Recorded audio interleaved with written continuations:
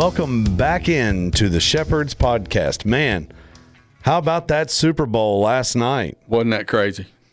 Did that one play? Oof. Well, I'd actually stepped out of the room for that one. But, man, never saw that coming. We'll be talking about that one for a while. Did you watch Halftime Show? No. No, me neither. No. Of course, I never do. Yeah. But I particularly wasn't going to watch this Halftime Show. I meant to mention it last week. Did you guys watch the Grammys? A minute. Well, I didn't. But I watched the replays. Mom's telling me today, like, what's the dude's name? Jelly Roll? Yeah. Oh, he preached. Jelly Roll. Like he took his Bible up there and was talking Jesus about. does not belong to a political party. Yeah. Yeah. I'm like, whoa! But she said there's certain groups that are all upset about it, but that there's always somebody going to be upset about something. But good for him. If I'd known he's going to do that, I might have watched it. But no, I haven't watched the Grammys in years. They just got so. It's just weird. Yeah, it's a great way to put The it. performance, it's just weird. How weird can we be? It's like a competition for weirdness. Call me old. I don't know if it's the old person. I don't know if it's the musician. Like, I don't know what part of me it is. But, like, man, I just have respect for guys, even though I probably don't agree with everything he stands for, so don't, whatever. Guys like Bruno Mars who just get up and play. You know what I'm saying? Oh, like, let the church hear this. Like, just get up and he's got a band and he just sings and they just crush it. All I want in any church conference or meeting or whatever I go to is just sing. Yeah. Just. I remember people talking about that when he did the Super Bowl halftime. They were like, that guy just came up there with a band, no big nothing crazy, and he just played music. Well, a few weeks ago in one of the games around Christmas, and I'm going to get, I'll get brought up on charges for this. Snoop Dogg did the halftime show. And when I heard him say halftime show by Snoop Dogg, I was like, oh, gee. But I don't think there was anything else to flip to. I was blown away. It was clean. It was good, just good music. He involved different genres. He had a little Asian trio, and then he had a country girl, and they all sang good, clean songs. And I was like, okay, this is hello, NFL. This is what you should do. Yeah. Anyway, that's my being old. Nonetheless, all right. Football's over until whenever, right? Yeah. The fall OTAs will be in April, but yeah, it's done. Research has already begun for next year's fantasy football draft. When is the big draft? April? Yeah, it'll be in April. You said that in April. Yeah. So who's going? Quarterbacks? Mendoza will probably be, is that his name, from Indiana? Yeah. He'll probably be number one. Carson Beck staying in college for another year? I don't know. No, because there's that whole big scandal with Miami signed that quarterback from Duke. Oh, yeah. And then Duke sued him for breach of contract because he had already agreed to an NIL. College football's gone. Mendoza's going to probably go to the Raiders, and the Raiders are about to hire Clint Kubiak, who's the offensive coordinator of the Seattle Seahawks. Huh? So they're like, okay, we'd like for you to come in and do for him what you did for Sam Darnold. And well, I'm not a general manager, but let me just say to all of you, you got to get big bodies on your offensive and defensive line. That decides who wins the game. But me and Jeff Nunemacher feel that way. But college basketball's going, so we're good. It's fine. It's good. It's all good. Got your sign? Oh man, does that? That usually means this is going bad. He asked for the sign. I've been in 3 weeks of Church of God meetings. I gotta make sure. Can you read it? Is it clear? Executive council down to state council to Lee University board to. No, go ahead. Lee University. Yeah. The Lee U takeover that we had planned was. I meant to say this last time. I forgot. It was rescheduled March 22nd. Okay. So March 22nd here in the Student Center, 5 o'clock, Lee U Worship, Phil Cook. Yeah. Anybody's invited. Bring your students. He preached the opening night of Convocation, which was last week. Phil did? Yeah. And just did a great job. Yeah. Tuesday night, Jensen Franklin. Oh, wow. Was invited, spoke. And so yeah, it was a great convocation. He did a West Coast Winterfest in California. Okay. Last week. Okay. What's at his church, but yeah, he was there and spoke. Yeah, very good. Very good. Oh, yeah, we'll keep that in the forefront. We'll remind you guys. Bring your youth group, March 22nd, 5 o'clock.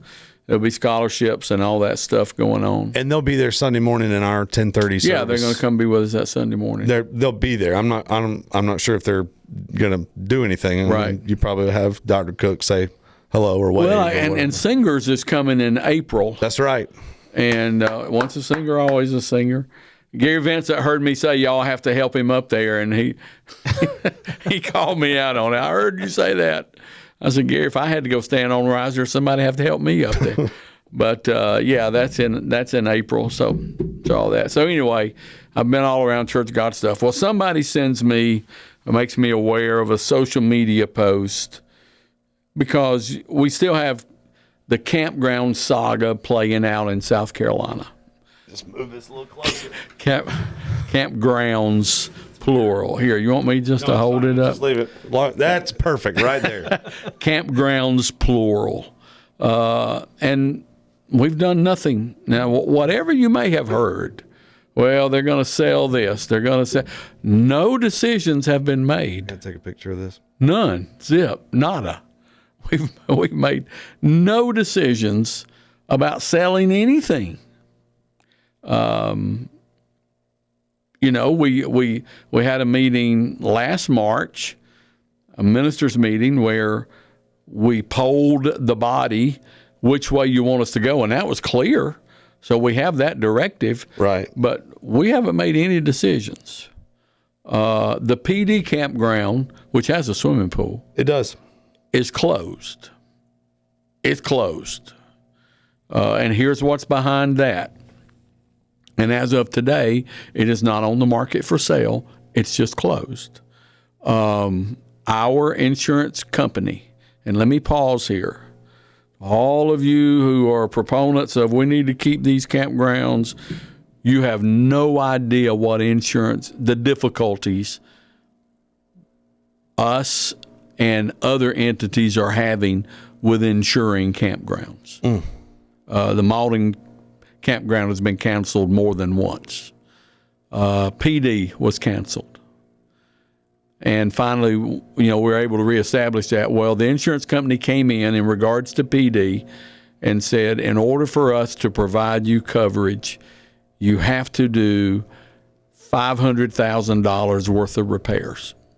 Not improvements. No. $500,000 worth of repairs just to have insurance coverage. That doesn't make it usable. To make it usable, it's over $1 million. But $500,000 just so you can pay us an insurance premium. You can't justify that. So, no, we closed it. It's not being used.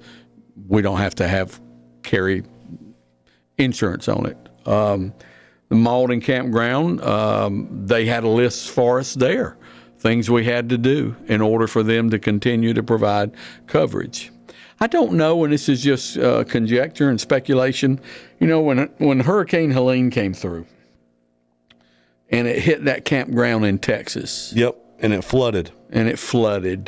Since then, it's like insurance companies and campgrounds are mortal enemies. I was going to ask, is it did they cancel or threaten to cancel because of the condition of things or because the liability associated with having your own campground? Or well, they've told us, liability went up, period. Sure. But they told us because of these conditions, your policy is canceled. For instance, they were going to cancel Malden unless we replaced all of the bunk beds. I think in the one right by the Tabernacle. Which one is Hillside. Hillside. maybe they were wooden bunk beds. Yes. Wooden bunk beds had to go, and we had to have metal bunk beds. Which is funny because those wooden ones are the nicer. I don't know. I don't know the rationale, fire hazard. I don't have any idea. So basically, we had to get the metal bunk beds from PD and replace the ones in Hillside with that in order for them to cover Malden. But then the price went up. They also had a long list. So as you process this, liability is an issue, and as the property ages, it's just going to get worse and worse and worse and worse. But the question I was sent, this question was asked on this social media site: why is it that Tennessee, which gives less money in tithe than South Carolina, why can Tennessee have a nice campground and yet we're having to close and sell South Carolina campgrounds? So to whoever wrote that, and you're welcome to call me. I'll talk to you about it. First of all, we haven't sold anything. But here's where we are. And Tennessee, South Carolina comparison is apples and oranges. Yeah. Tennessee doesn't have 2 campgrounds.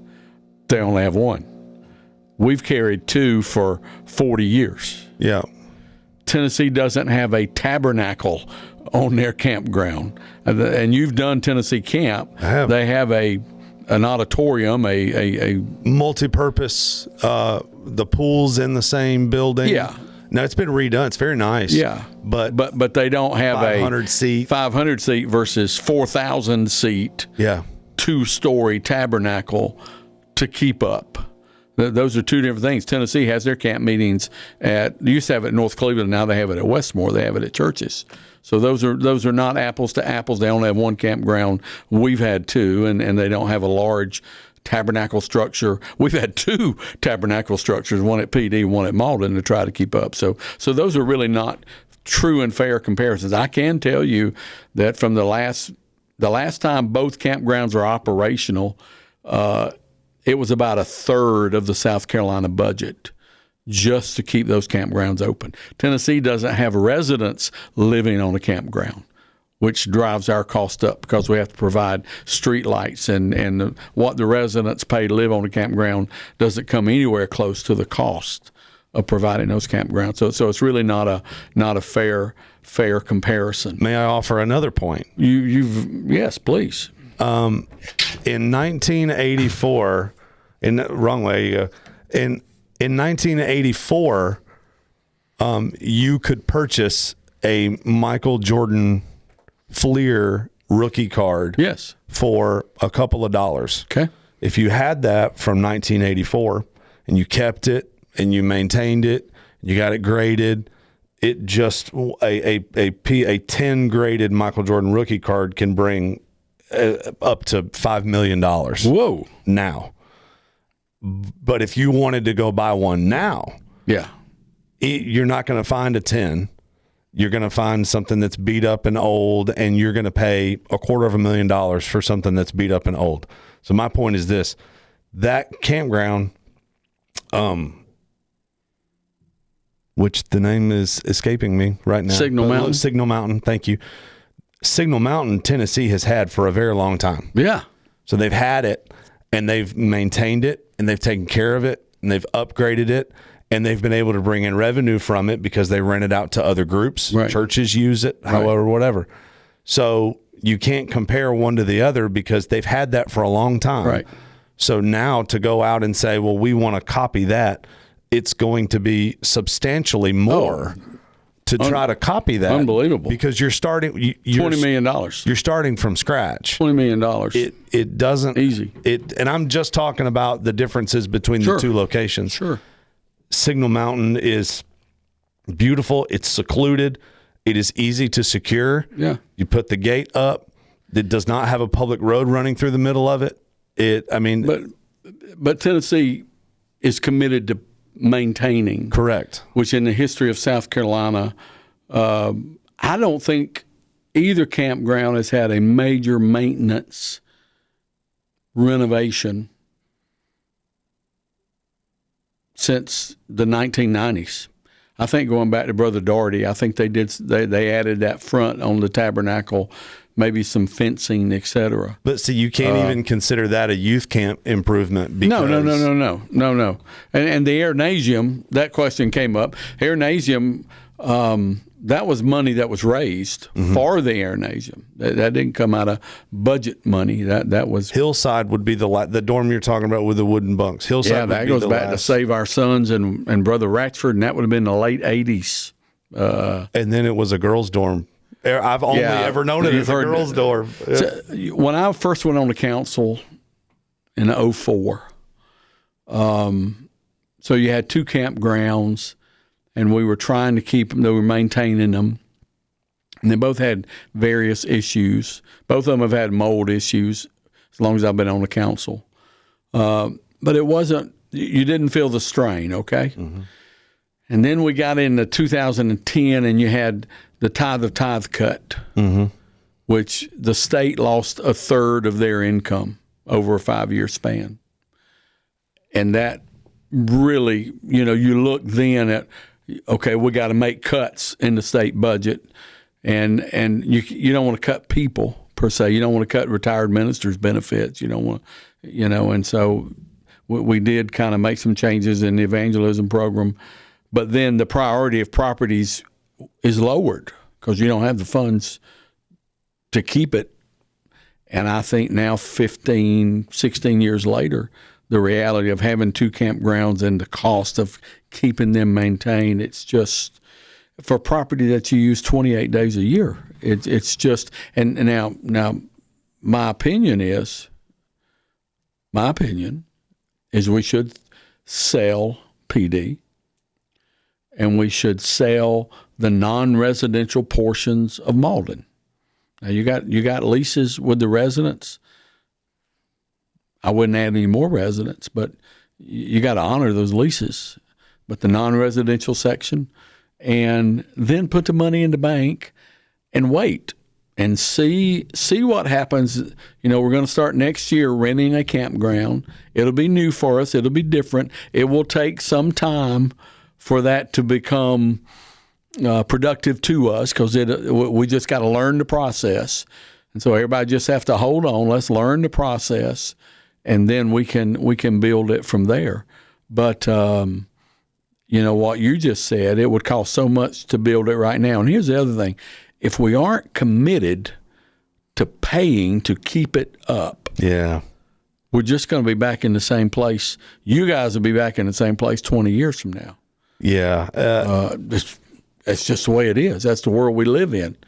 I don't know this because I'm not privy or want to be privy to any of the information, but I would be curious to ask somebody because the gold standards of Church of God campgrounds kind of everybody talks about Tennessee, Alabama, and North Georgia. I would be curious to find out those 3 places. I've not been to Legacy, but I've been to Signal Mountain. I've been to Utopia several times in Alabama, and they're phenomenal. But I know that like I said, they rent those places out. Yeah. Several times. I mean, not 1 or 2 times a year, a lot during the year to other church groups, individual churches. I've preached church youth group retreats at Signal Mountain for Westmore or other places. My point is, I would be curious to know how much of a strain not having that income from those rentals would put on those campgrounds, because I would imagine it'd be a lot. Well, and even at that, Legacy in North Georgia, they rent theirs out. There's a nice campground. They rent it out. They maintain it. But even at that, I think right now they're in the midst of a $2 million improvement fundraising. Mm-hmm. So even at that, you still have times that you got to come raise big chunks of money to keep it up. And I don't know if we have the stomach to do that. Yeah. I just don't know. We did rent Malden out. And the problem with renting Malden out was residents began to complain about people who were renting it, and maybe they weren't, respectful of the residents or the residents' property, or that was an issue. The residents complained about it being rented out, and I don't know, people might have been smoking or whatever. But my point about renting it out is not a reflection on a youth director or a youth board or any. In order to rent those things out to people, they have to be appealing. The amenities that these places have, the dorms, the rock climbing walls. You got to pay a lot of money. Yeah, you have to have stuff. And I've sat in those youth board meetings, and I know the limitations that are there as far as what you can and can't do, and what you can and can't go get, and things like that, and what you can have, because it's very limited. Right. If the state or any state as a whole wants to get to that point where that income from outside groups or from other churches, Legacy rents out. Mount Perrin has their own camp they do at Legacy. Right. Stevens Creek has their own camp they do at Legacy. They don't do North Georgia camp, they do their own church camp. Because they're large enough that they do it there at that place, at the Church of God facility. Right. So, but they do it because it's Church of God, their Church of God, and it has things that appeal to them that, oh, hey, we can come and do this. Sure. You have to have those things, but like you're saying, you have to be willing to spend, and I don't know that we are. The flip side, and to that, Mount Perrin and Marty's church, Stevens Creek, when they rent it out for their retreat, they're paying a rental fee. Right. To rent it. Now, a lot of our people would say, wait a minute, this is our campground.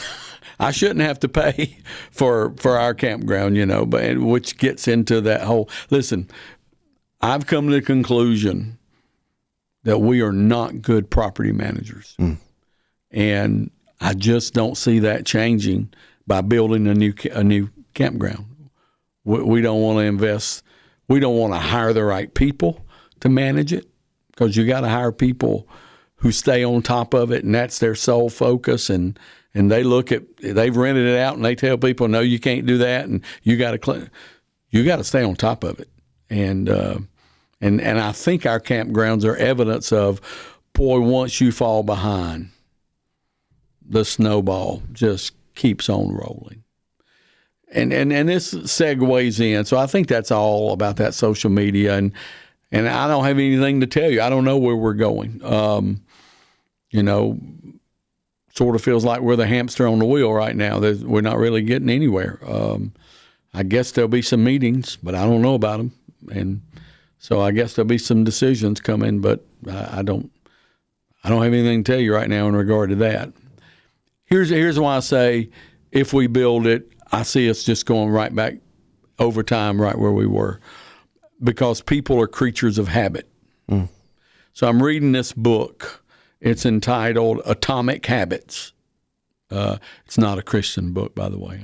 I'm sorry. I failed. I guess I need to look up who the author of it is.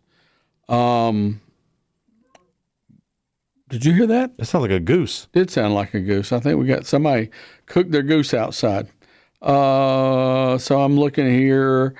Atomic Habits by James Clear. Okay. That's a fake name. It's a fake name. And he talks about the fact that, there you go, it's an amazing book. But he brings up the reality that most people, everything we do is based on habits that we have developed. And he challenges, one of the chapters I just read talked about, here's what you should do. You should write down every morning every day what you do, and define it as good, neutral, or bad. Like, every morning you get up and spend time in prayer, good. Every morning you take a shower, brush your teeth, whatever, that may be neutral. Every day you have a Danish at 10 o'clock, that may be bad. But it just talks about most of our decisions are purely habitual. The brain learns the things that bring it success, and that's what it continually does. Yeah. Over and over and over again. And then he talked about how to develop new habits, good habits. One of the things that was really interesting, they did this study, and they had 3 groups of people they were studying exercise. One was a control group, and all of it was, can you be in better shape in 3 months, or can you improve your physical activity? First group wasn't really given anything other than, this is your assignment, improve your physical activity. Second group was given maybe some instructions of how you can improve your physical activity. You could do this, you could do this. Third group was given the same information, but every one of them had to write a statement. I will improve my physical activity by exercising so many times a week at a certain time of day. Mm-hmm. First group, the rate was horrible. Second group, the rate was better. Third group, the rate was beyond what anybody expected, because the people had actually written down, this is what I'm going to do, and this is when I'm going to do it.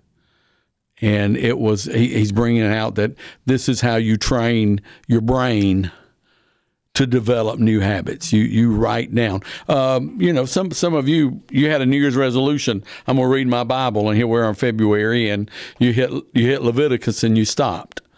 But he talked about, you have to convince your brain, this is what I need to do. You sit down, you write it out, you make a statement. I'm going to do this on this day, this time every day. Here's why. You want to say something. Same principle. And you were talking, I had to look it up. I heard Kevin O'Leary, Mr. Wonderful from Shark Tank, talking about Steve Jobs and talking about what he calls the signal to noise ratio. Right. Signal meaning the things that you need to do. Noise being not the things that keep you from doing what you need to do, even if it's something you want to do. Right. And he was talking about how Steve Jobs operated on a 80-20 signal to noise ratio. He would sit down and say, over the next 18 hours, these are the 3 to 5 things that I absolutely have to get done. And I will focus 80% of my time on that. But he would identify, like, okay, these are the 3 to 5 things that has to happen. Anything else that takes me off these 3 to 5 things is noise. Right. Doom scrolling. Yep, that was one of the. That's a habit. Doom scrolling, watching TV, and Jobs even took it as far as, and Kevin O'Leary was like, he's a jerk. I hated being around him. He's brilliant. But he was like, family, children, that's noise. Yep. But then he talked about how, okay, if Steve Jobs' ratio was 80 to 20, where's mine? Elon's ratio is like 99 to 1. Yeah. He says that Elon will send you an email at 3 o'clock in the morning and then be furious by 5 a.m. blowing you up that he hasn't heard back from you yet, because he's all signal and no noise. But the whole thing was defining what 3 to 5 things do I absolutely have to get done and putting 80% of my effort towards it. Same principle. It is. He talks about that the default of habit development is we develop the habits that bring us comfort. Mm-hmm. That's what the habits that bring, like scrolling on social media. Why do we do it? Because it brings us comfort. Mm-hmm. That's the habit. They use this, and I forget what it was called. They use this particular scientific study where they put cats in this particular chamber. There was no door, no escape, but there was a lever that they could push and a door would open and they could get out. And how long did it take the cats to develop the habit? To figure it out. The habit of, if I push this lever, I can go out this door. And he says this is really the way our mind is designed. Mm-hmm. We look for a habit that brings us comfort. Mm-hmm. And most of our, chocolate donuts or pizza or scrolling on social media, and those are just habits we've developed because of the comfort that comes with them. And I think even in church polity, and church management, the habits of what brings us comfort. He gave this one point, and I actually wrote it down. People are drawn to things that are simple, that are easy, and that give them comfort. And so I'm sitting there, I'm reading this, and I'm thinking, okay, well, those are the habits that we naturally develop. They're easy, they're simple, they give us comfort, and in the end, they feel rewarding. Okay, so how can we make church easy and simple and give people comfort and make them feel rewarded for it? Because what we want them to do is develop the habit of coming to church. So, okay, guys, keep it simple. Make it easy for people. Don't make it hard for them. Make it easy for them. Make them feel rewarded and comforted, and there's the habit of church. This whole idea of comfort it's not new, but I mean, we're driven towards. We don't like uncomfortable conversations. Yeah, we don't like uncomfortable conversations. We don't like uncomfortable situations. We will avoid discomfort to great lengths. We will alter the choices we make and the psyche of who we are to avoid discomfort. Yeah. Even if you go back into Judges, forgive me if I'm misremembering. I don't remember a specific passage in Judges that shows that Samson and Delilah had an inappropriate sexual relationship. The only intimate picture we gain of the two of them is he has his head on her lap. On her lap. Comfort. Yeah. We can assume. No, right. But knowing that knowing he wasn't supposed to be there. She was a comfort to him. Knowing he wasn't supposed to be there, knowing she had asked him twice already, he still went because she made him comfortable. Let me read a couple things. Habits are mental shortcuts learned from experience.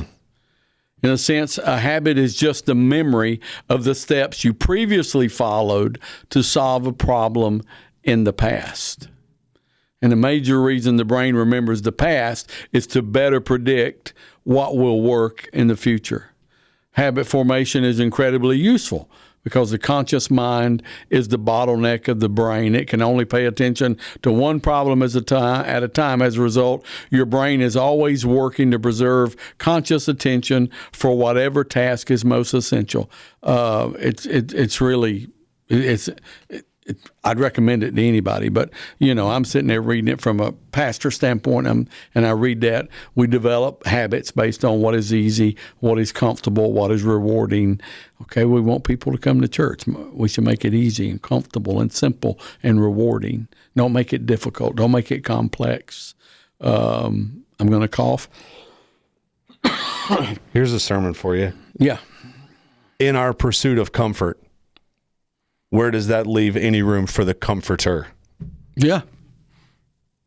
Do we not need him because we're already comfortable? And yet it speaks to we were designed to seek a comforter because we it's a need. We instinctively seek comfort. Yep. And our brain will seek the habits that reflect that comfort. Yep. But I don't know how we got here from the campgrounds, but nonetheless, we're here in this 35 minutes and Atomic Habits. I recommend it to anybody. I tell my kids all the time, the lessons that I learned easily, they don't stick with me. Yeah. I end up having to go back over and over and over and over again. Oh, how did I do that before? Because it just came easy. But the things that I had to really, really work through, the things that took me a lot of time and a lot of trial and error, really trying to get through those problems, whatever it was, whether it was technical or something around the house, if I really spent my time on it, it's like, oh yeah, I remember how I did that. I remember how I got through it. And it's just like those things that come so easy, those easy habits. Yeah. But when I work outside of it, it's like, oh, okay, wait a minute. I really worked through that. Yeah. One of the things that was referenced about problem solving, and I don't remember if it was in that book or another one, particularly at the corporate level, was the advice of when you have a problem, write it down and make sure that you really are seeing what the problem is and make sure everybody is seeing the same problem. because a lot of times if the problem is just verbalized, I may pick up on this snippet and not realize, oh, this is really the problem. You know, what really is the problem that I'm trying to solve here? And then you have much better chance of, okay, this is where my focus needs to be. Well, back to the Steve Jobs thing, and this may put a bow on it. No pun intended. Right. Back to the Steve Jobs thing, he would talk about he refused to hire problem identifiers. And a lot of people on social media, this particular post, were very quick to be problem identifiers. Yeah. He would hire people who would come in and say, hey, I have found this problem. Also, here's the solution that I'm coming up with. Yeah. I don't need people who will come in and and I've heard Bob Iger talk about this too. I don't need people who just come and tell me what's wrong. Right. I need people who come in and say, hey, this is a problem, but here's a solution. We're very quick to point out, well, they should do this and they should do that and don't do what they did. But we're not actually offering any real solutions. Right. We're just problem identifiers. I heard T.D. Jakes say that he didn't hire people who just, here's the problem. Yeah. And his comment was, I know what the problem is. Yeah. I need somebody who can tell me what the solution is. Right. Church is replete with problem identifiers. And well, what they ought to do. And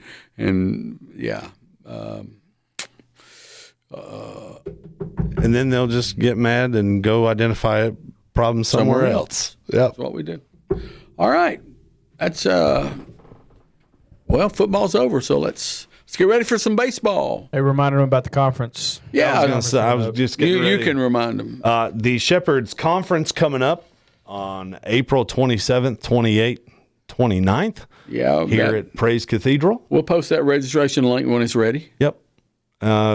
The featured speakers, Dr. Mark Williams. Dr. Mark Williams, speaker and Q&A session. Dr. Neil Nolan. Dr. Neil Nolan, not Dr. Neil DeBose. I hope Neil DeBose will come. He will. Okay. Dr. Chris Kilgore. Dr. Chris Kilgore. And Dr. Jerry Madden. No doctor here. Just pastor.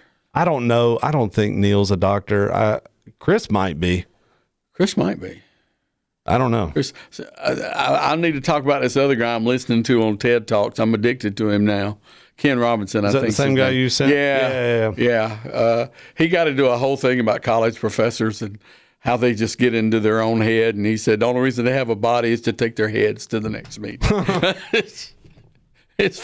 I didn't say that. He said that. It was a quote. It was a quote. And then there's another speaker you're working on, but you don't want to say who yet? Yeah, I'll just hang on that a little bit. So it's not T.D. Jakes. He wasn't available. No. He was beyond our budget. Beyond our budget. But we'll see. It's Jelly Roll. Jelly Roll. Do you know how many Jelly Roll requests I get for Winterfest all the time? Oh, I bet it's unreal. It's unbelievable. I bet it's unreal. It's unbelievable. I was going to say to the conference, we have secured Helen is going to do the cooking. That's pretty big. Chef Helen will be cooking the meals. So for no other reason, you ought to come for that. Yeah. So look out for more information on that, and we'll be back. Soon. Same time, same back channel next week. Thanks for being here. See you then.